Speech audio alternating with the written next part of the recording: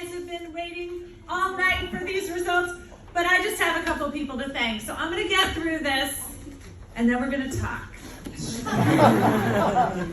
I have to thank Jackie and Scott and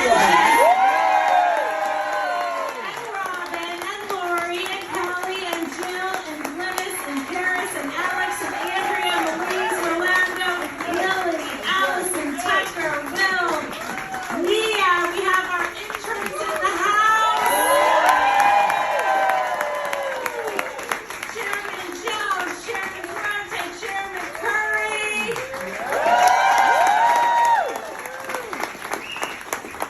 We have all of our Democratic committees. I won't name each town I have. NJ11 for change.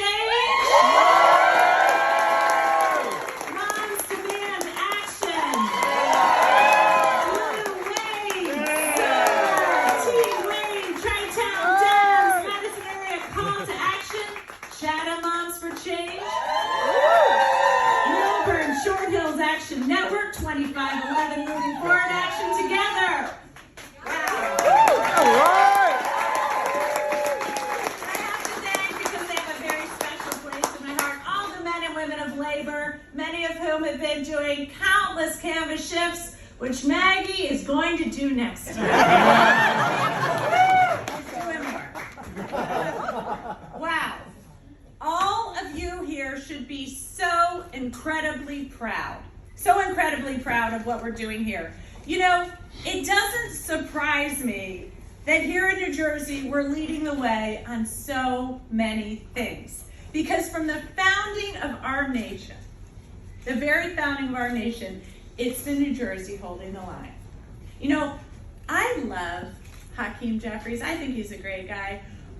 But George Washington was pretty much kicked out of Brooklyn, came to New Jersey, turned the tide in Trenton, and won the war for our rights and freedoms. And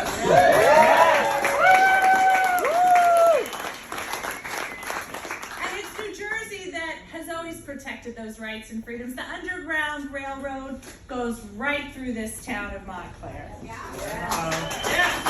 when we were seeing a change in this country and innovation in this country, we know New Jersey built this country. You just have to go down to Trenton and see Trenton makes, the world takes. Yes. Right. That's who we are. That's who we'll always be. And I have to tell you, there have been some worrying times recently. You guys might have noticed. That might be why you're here tonight. And it's funny, I was talking to Glynis, who actually is a Montclair High student, came and knocked on my door and said, I hear you might be running for Congress. I'd like to help out. She's still with me. And I was talking to Glynis, and she told me a story I hadn't heard. She said, you know, in 2016, I was really upset.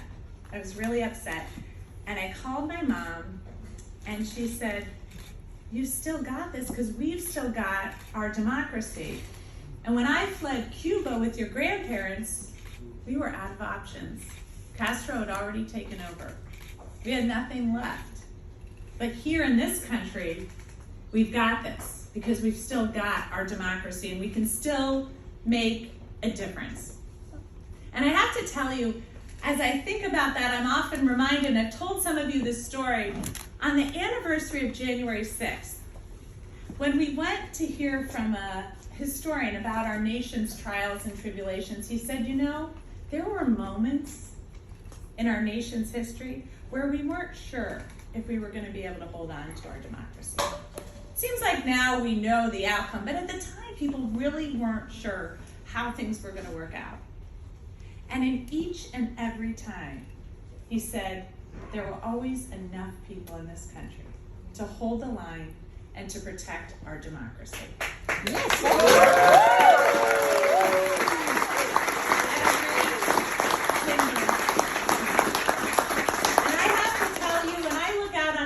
Here tonight, I know we are always going to have enough people to hold and protect our democracy. When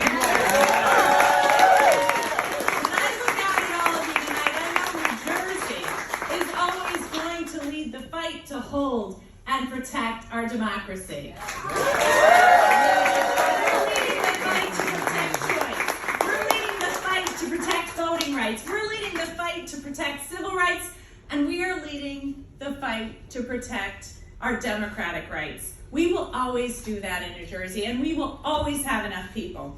And if there are other parts of this country, if there is a corner of this country where there are not enough people to do that, then we know here in New Jersey that we have the most densely populated state in the nation, and we will send the people out to protect our rights.